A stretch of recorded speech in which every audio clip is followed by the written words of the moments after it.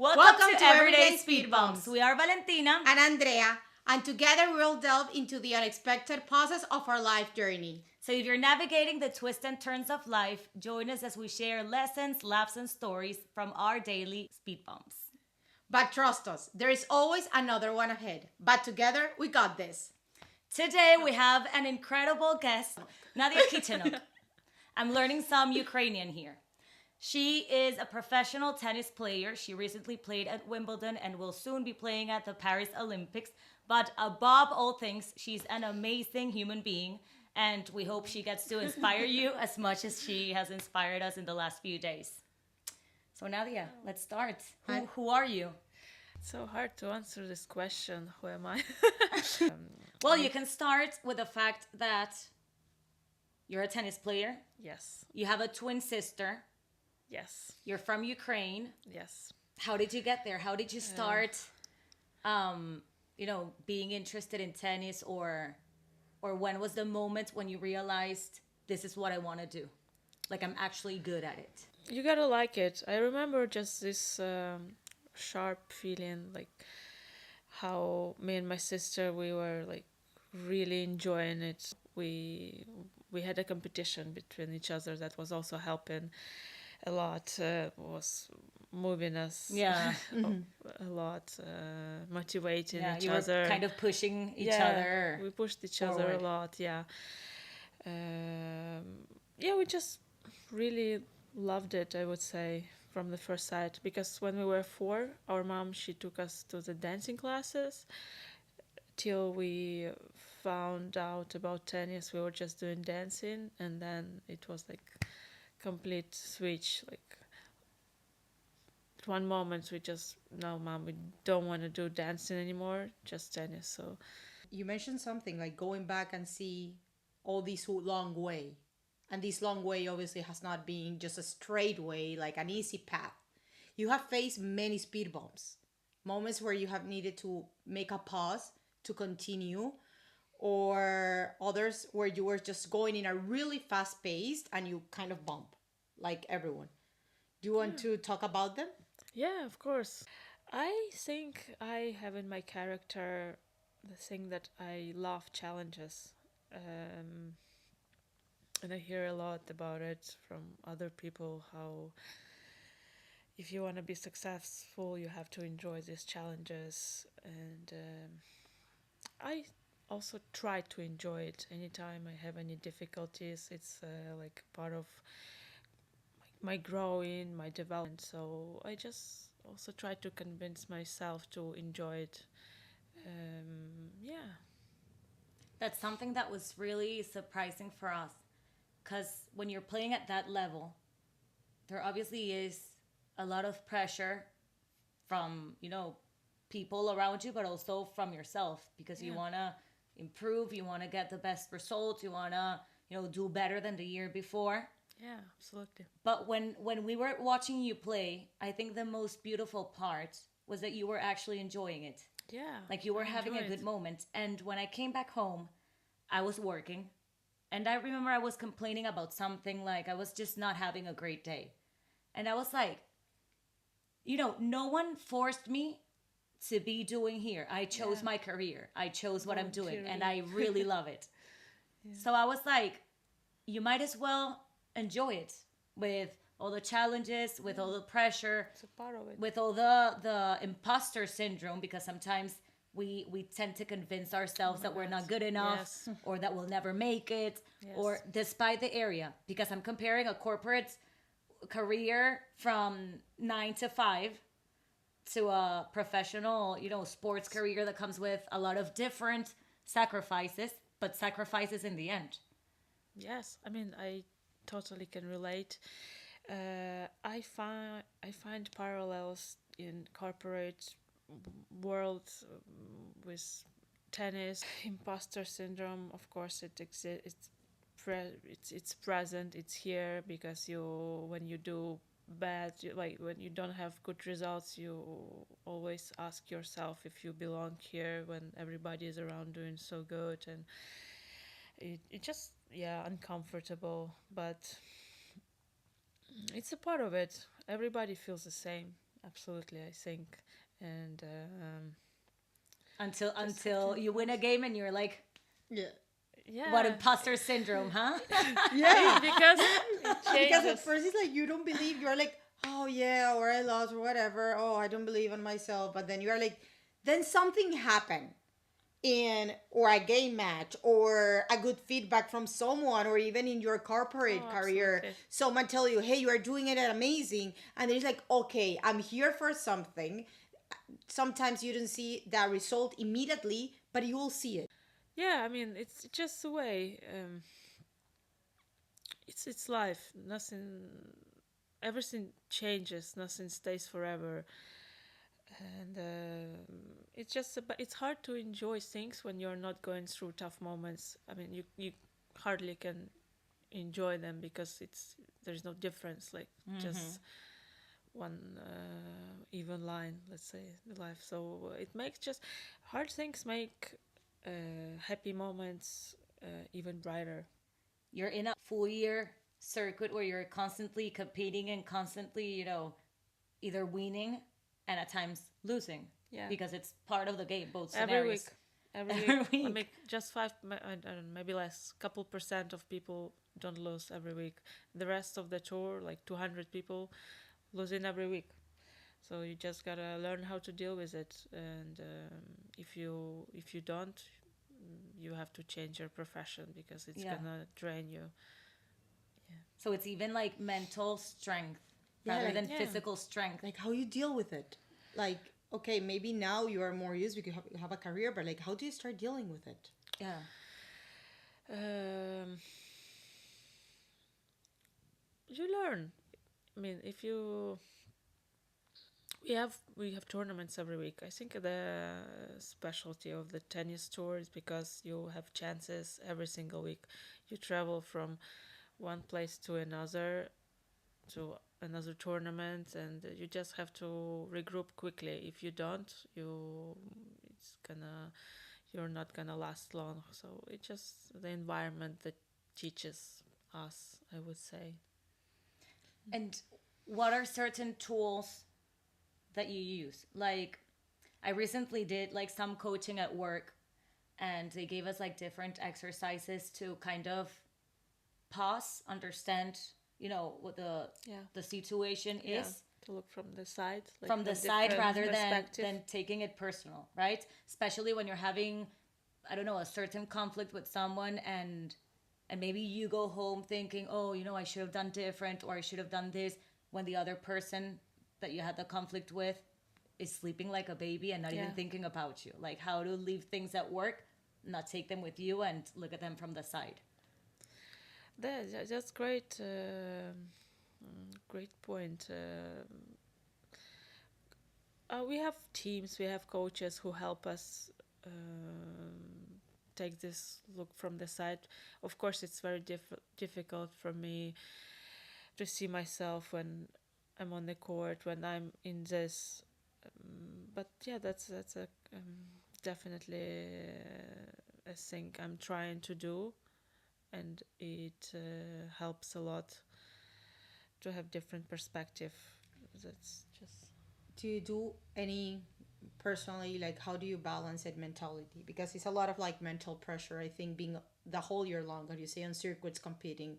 There is a moment that you need to, okay, step back, look aside, and look everything that is around you and see, okay, I need to focus on myself. But here it comes many things that are playing. There is something in your personal life happening at the same time. There is also the pressure of you going to the tournament. There is also different like, and also another pressure of like overthinking also to the next tournament. So there are many things pulling your head. yeah. What tools do you do on your everyday life just to say, okay, I need to focus, I need to do these? I don't know. For example, in my case, I if I don't do at least 15-10 minutes meditation every morning, then I feel that something happened, not something is Not missing right. in my life. Yeah, routines are helping me a lot. I change places every week, but I have a training routine. I have my morning routine. I like to wake up early. I would say I would love to do meditation every day because it's great tool. I recently started doing breathing exercises. Yeah, it's sort of like mental health started to be sort of a trend. So, and I like it. I really like it because it's been neglected for since like generations, a long time, and now it's coming on the surface, and people starting to take it seriously because it is serious. And yeah, it's a lot of everybody's daily life is a lot of stress. So routines are helping me, and yeah, scheduling my day and slow mornings. I would say I love slow mornings. Slow mornings. Yeah, I don't Those like are to nice. be in a rush in the morning. I need to take my time. Waking up at what time? That's the real question, because I've tried to have slow mornings, but I'm not a morning person. That's tough. So I just can't. Like, I mentally want to, but physically I just can't get out of bed. I understand you. Yeah. It like when it has to get into the habit, I would say, because when I yeah first day, if I wake up at 5:30, of course it's difficult, but and also because then I travel.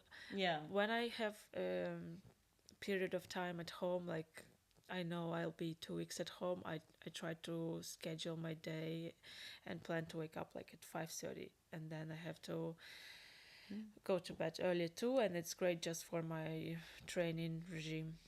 So now it's like me. Yeah, you could 5:30. be. Yeah. I am a Just join her in a year long.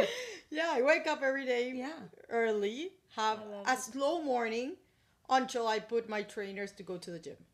But I'm like, I have a slow morning. I need to have half an hour doing my stuff, even having my coffee in bed, doing my meditation, doing whatever. But I need to have like at least half an hour of my relaxation time Yeah. for my day to work. Not touching the phone. Like I don't turn on my work and my focus regime on the phone till 9. It's in do not disturb regime because it's just all distractions, and I don't want to have it. Yeah. That's a good one. I was reading about the benefits of not looking at your phone right after you wake up. Yeah. And that's when I realized I do that every single morning. First thing I do, I don't even say good morning to anyone. I don't have a glass of water, So hard, nothing. yeah. Boom, straight to my phone. Yeah, it's so hard to avoid our phones these days. It is. Especially when you're looking at your phone, but you're not actually looking.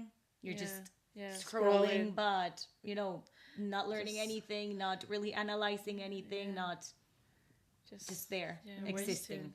wasting time. Yeah. I know. I also don't know how to deal with this. It's a problem of modern world. The modern world. It's scary. It's It scary is, at yeah. times. But also, it also comes in the part here, and it kind of makes sense for sometimes for us to wake up and see the phone because you're traveling all the time, so you're never like actually at home.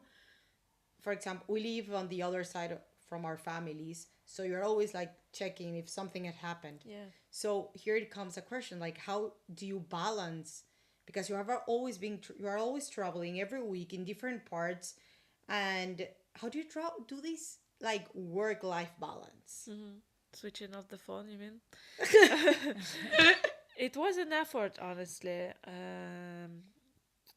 I understood at one point that I have to have this time for myself because it's so intense, this travel every week. And with my divorce recently, I was mentally not in the right place. I wanted to learn about myself, and I needed this space, and that was an effort, yeah. Honestly. Yeah. To take Especially the now space. after you've been through everything, you look back and it's like the Nadia from, a while ago would have never thought No. that all of this course. would happen, that things just move Yeah. forward and life goes on. Yeah, true. Yeah. Like now, if I would see myself 2 months ago, right now, at this point, I would be really happy. Yeah. Yeah, Yeah. happy sitting with you guys on this great podcast. Bye! This couch. I'm just gonna confess something. Before meeting Nadia, I was not a tennis fan. Oh my god. I- That's And I told you earlier today, strong statement here, okay? I'm not a tennis Yeah. fan. I'm a Nadia playing tennis fan. It was To be Oh fair, my like, God. no, honestly. So I went to watch her a few times. the It court. was so inspiring, and I, you really want her to win it and to, perform in the best way possible. But then I figured I was a Nadia playing tennis fan when I found myself at work using the Wimbledon app, just tracking the game. And I would text Paul like, oh my God, she got the first set. And we were so into it. So I thought that was just a beautiful feeling and a beautiful experience that, now, because obviously there's a lot of Wimbledon fans out there. And obviously when they saw that I was there, they would text me like, how did you get the tickets? Oh, yeah. Or how did you get there? And I'm like, if all these people only knew that before meeting you, I had never been to a tennis tournament, or I didn't even get into the Wimbledon website to try and get tickets. Never. But I'm going there next year. because And the we're year gonna go after. to see you. And the year after, yeah. I'll be there. You know what? What I really like when I saw you playing, it was just you play with calm. Like it was like a calm, a peace. As Dalia plays doubles, then between both of you, you were supporting each other. Like, hey, you can do it. Come on. Yeah. I love that. It was like a team thing. Also in Yeah. tennis, overall, you don't feel that crowd of like fighting. Like everyone is like on their like together supporting the girls because it was a female guy, so supporting the girls, everyone laughing, and you feel connected to it. Although if I'm gonna be really honest, my Latin soul was almost going out. I was like, yes, She come heard on, you. please. She heard you screaming, Vamos, Nadia!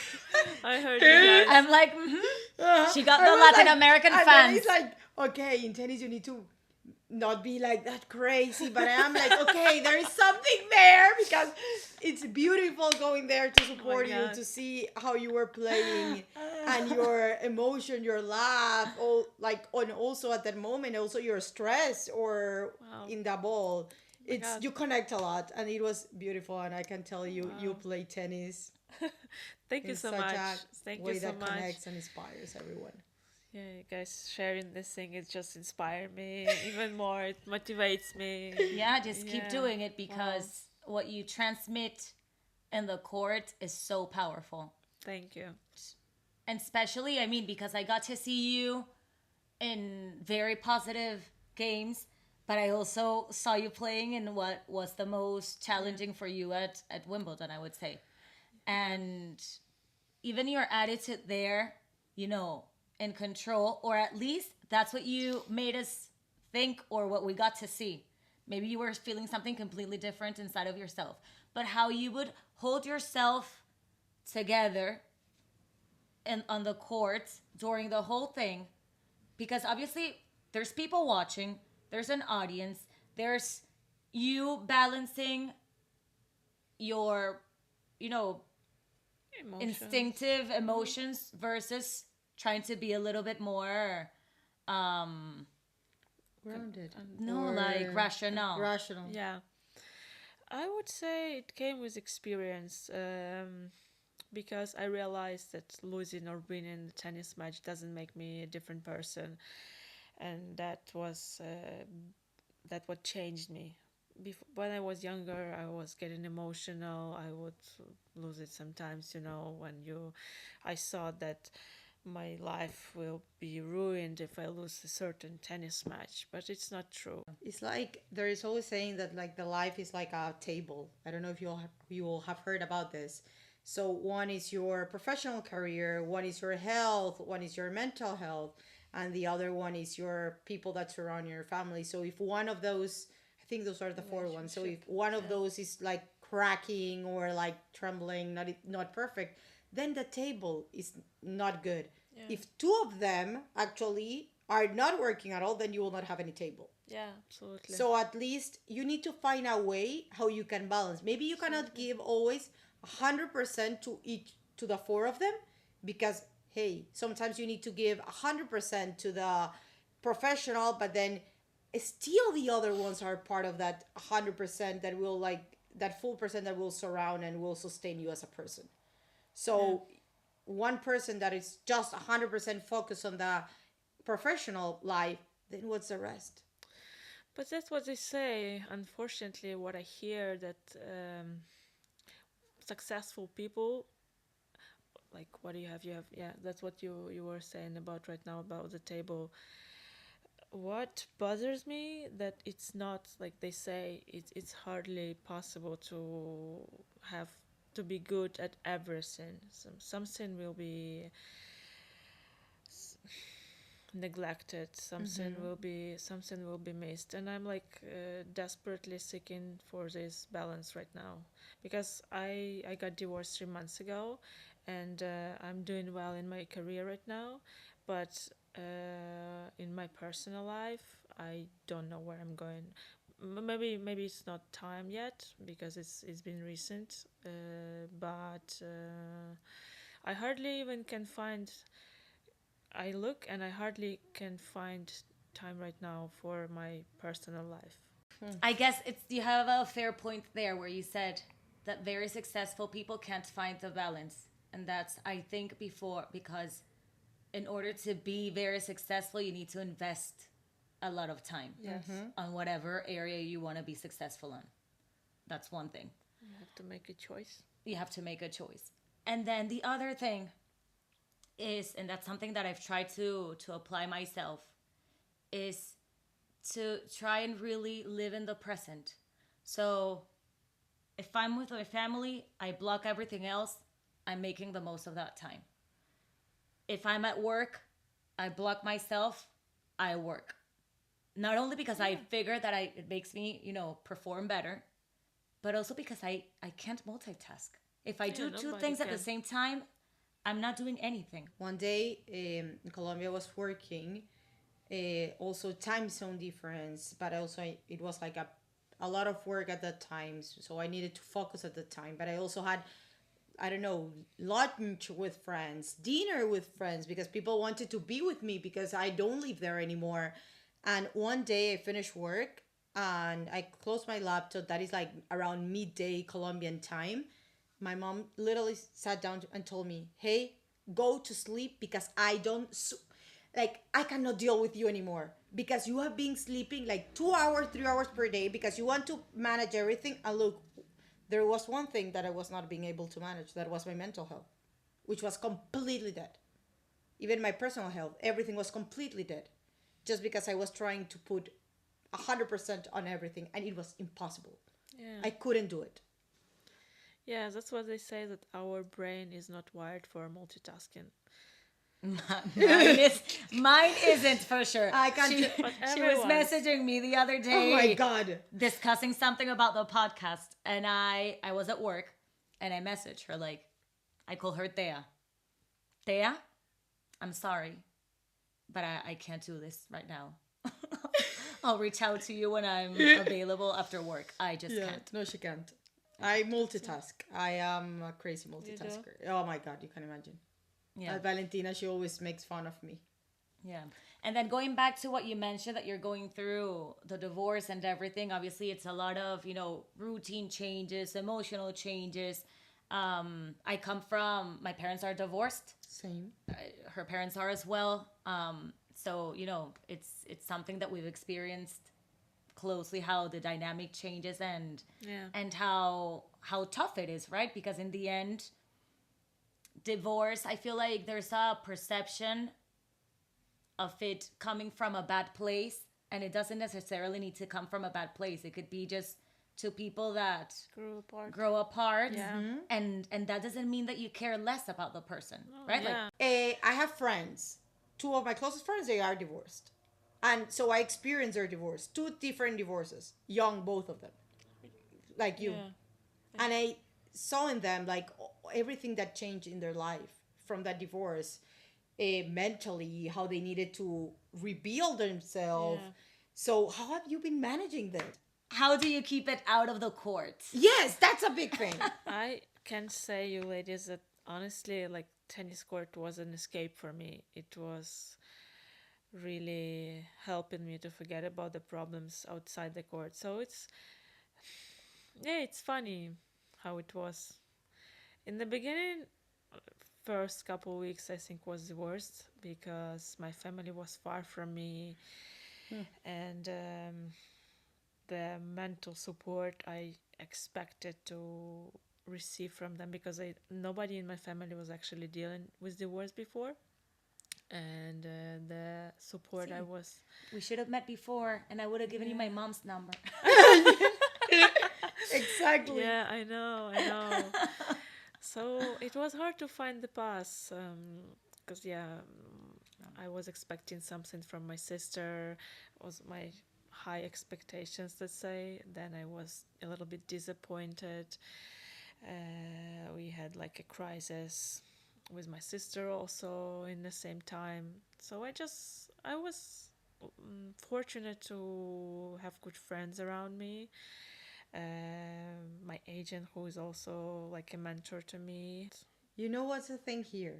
That sometimes, and here it comes with what you mentioned about your sister, sometimes you expect that the other person, and it happens to us in our day to day things, Yeah, absolutely. act in a certain way. The thing is that, you know what? They just don't know how to do it Yeah. because I they haven't dealt it, Yeah. or Yes. sometimes I talk to you about certain topic and you're like, okay, I don't even know what to tell you because I haven't dealt with it. But maybe I go to Ale, I talk with Valentina about the same thing, and maybe she has something similar happen to her, so maybe she know how to tackle it with me, how to give me advice, which words will help me, give me guidance. Yes. But it's not that sometimes you don't know how to, I don't know, support someone or understand the level of support the other person needs.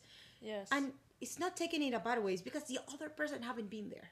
Yes, absolutely. That's what happened to my sister. I realized that after, when some time has passed, that she just didn't know what to do, and she was in a different country. We were on the phone. Yeah, it helped me to process, and now our relationships are much better. No, That's great. That's good. That Yeah. deserves another Another round of another applause. clap. Yeah, now Yeah. we live in the same country right now, in the same building, and I know. yeah. You're not Never. going anywhere from her. You're not far away from her. I have a question here. So, and it's come with personal life, professional life. So, how do you repivot yourself, like, or the strategy of your life when things are not going how you expected, when things are going down? So, in other words, when you face a speed bump. I try to look into myself, ask myself what I'm comfortable with. Yeah, just asking myself questions. When things are not going right, I think that's a good thing to ask yourself questions. And then go from there. I love writing, just writing out of nowhere. Like, it's not that I'm writing a book, I'm not writing, no, I just get my phone, go on my notes, and I just write. You write what you And feel, you write your feelings. I what do you write about? letters to people, or I write about my emotions, or really about anything. You right? Like, And if I lose my phone, someone can like analyze me fully because No, they and you got write- everything about me. and she writes really beautiful. But I also like sharing what I write. So if I am feeling something, like I'm very proud at someone, I write down what I'm feeling and I share with them. Like, I like letting people know what I feel. But also when it's something negative. And I feel like that's helped me a lot. So I have we're three siblings. I'm the youngest. So my sister, my brother, me, we're all just 1 year apart. And I've discovered that we're so different. like completely different personalities, completely different ways of looking at life, completely different. Like I don't even know how we survived under the same roof. But we're still like we're super close. And I guess that's my love language for them. Like whenever I don't think the same way they do, or I feel like they should be doing things in a different way, or I did something wrong and I want to apologize, I just sit down, I write, and I send it to them out of nowhere. They're like, "You're so weird. You just sent me like the longest text ever out of nowhere." And I'm like, "Read it. And then you'll know where I'm coming from." So every time Paul sees me like taking my phone and just being there, he's like, she's writing another letter. And I'm like, yeah. But I love it. I just discovered that if I engage in conflict, like in a conversation, I'm not gonna use the right words. I'm not gonna express what I'm trying to express fully, and then everything's just gonna get out of control. So for me, writing is a great tool. It's like dealing with emotions in a slow way. Yeah. Yeah. Yeah, and that's then a great then tool. sometimes I even wait until the next day, and I'm like, I'm gonna read it again the next day, and Is it you'd be different? surprised of all the times where I'm like, thank God I didn't send this. Yeah. I heard about it. But you know Yeah. what? I feel like when you're a very open person with your emotions, you tend to assume that everyone's the same way, that everyone's open, that everyone shares, that everyone, Yes. and that's not the case. Like a lot of people have told me like, how did you get to that level, or how are you so open about everything, because it's literally everything. I don't wait until something gets big. It's just like even the daily things that bother me, I'm gonna speak up. But it's something that a lot of people are trying to Struggling with. Yeah. do. Yeah, and it's also cultural. In Latin America, it's a very open dynamic at home, at least in the experience that I had. Yeah, same. There was a lot of dialogue. My parents would be open to, whenever they didn't allow me to do something, they would explain why. Where in many cultures, it's like, no, because I said so. Or in many Yes. houses, it's like that. My parents would be like open about their emotions, and would explain why they're sad or why they're angry or why they're happy. And I knew that I could always approach them, letting them know how I felt. Perhaps this way. So I feel like it's a dynamic that has existed around me ever since I was a child. But I do recognize that not everyone has it, and I wish for everyone to find at least one person with whom they can be open about everything without fearing they sound outlet. stupid, or fearing that they sound vulnerable or weak. Yeah. Someone told So me important. one time, vulnerability is connection, and yeah. connection is power. I just heard it recently, and it was such an insight for me, actually. Yeah. If you don't say that you need Yeah, help, what I need. they're not gonna I know. realize that, yeah. I recently had a breakup a few months ago, and I was completely devastated like the first days. And I always say, thanks God I was in between projects, because I was crying all the day. Talking to my closest friends, I barely told anyone, but I told to my closest friends, and it was the best support ever. But I I I was lucky at the time that I was in between projects. But if I had like a big presentation or something big, I didn't know. And now that I think, I don't know how will I do it, because I wasn't sleeping. I was waking up 3 a.m. crying, just anxious, just stressed. Okay, whatever. Yeah, thanks God that situation already passed. But how do you do it? Because if you have a match, you wake up and you need to go and smile to people and hit the racket. How do you do it, Nadia? Well, as I said, as I mentioned before, I think it's a distraction also from the problem you're going through, from the bad, difficult situations in our life. Because in my situation, tennis is just the game. And from young age, you learn it, you learn to enjoy it. But also, when we are going through acute stress in our lives, it mobilizes our resources. It helps to gather it together. And then, after getting through this, you just look back and wow.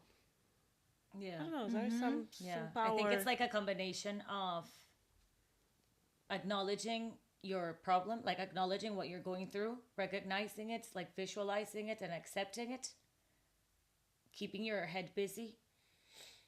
And both are important, because if you realize it but you're not busy, you're not going to move on, because you're going to overthink it. But if you're busy and you don't acknowledge it, you're going to end up just lying to yourself and becoming some sort of workaholic or addicted to whatever space you find, where you forget about everything else in life. So both are important. Acknowledging, finding space, like things to occupy your head, and just trusting that the outcome is going to be positive, and just that knowing it'll that pass. everything shall pass. Yeah. There will be a better tomorrow, and you will not always stay in that speed bump. Like, yes, you can find the speed bumps over the way, and these ones are the kind of like when you go fast, you crash. Yeah. But you know that you cannot just stay on that crash. You need to continue it. You need to continue on, because life is like literally like this. Yeah. It's not a straight way. Absolutely. It's not a straight way. But oh gosh. Yeah, I really admire you. Now that we started to talk about this, I really admire how you can actually go after and what you recently happened in your life, and you continue just playing just because that's how it is. Well, in a way, it was an outlet. It was my outlet. I just knew I have to keep going, because otherwise I'll end up nowhere. Yeah, just making step after step after step. That helps you. Yeah, if you cannot see very far, if you don't see anything bright, just make a step, then another step, then another step, and then you will look back and you're like, wow, that was a long way, and I made it. Exactly. It's like, But it's different steps of life, and just realizing how they actually go and they actually work on them. That's crazy, man.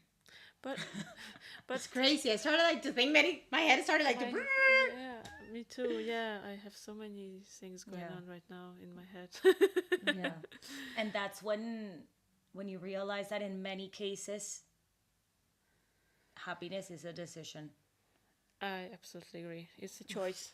It's a Because choice. I know, It's an and I recognize choice. that in many cases it's not in the person's control, but in the cases where it is, it's 100% a decision. Well, yeah, you can control your reactions. That's the only thing you can control. So why don't you just try to look on the bright side of everything? Yeah.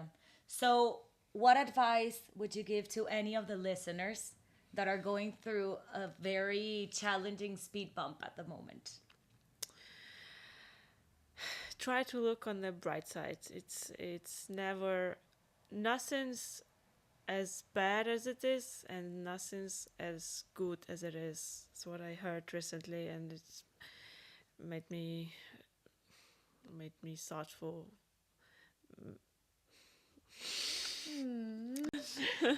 Oh, thank you. That's true. Yeah. Yeah. Everything's gonna pass. If you're going through some difficult times, better times are coming. Trust me. Just try to find this power. Try to find this motivation. It's hard. It's easier said than done, but trust me, it's worth it. It's definitely worth it to keep going. You will see better things. Amazing. So that was Nadiia Kichenok.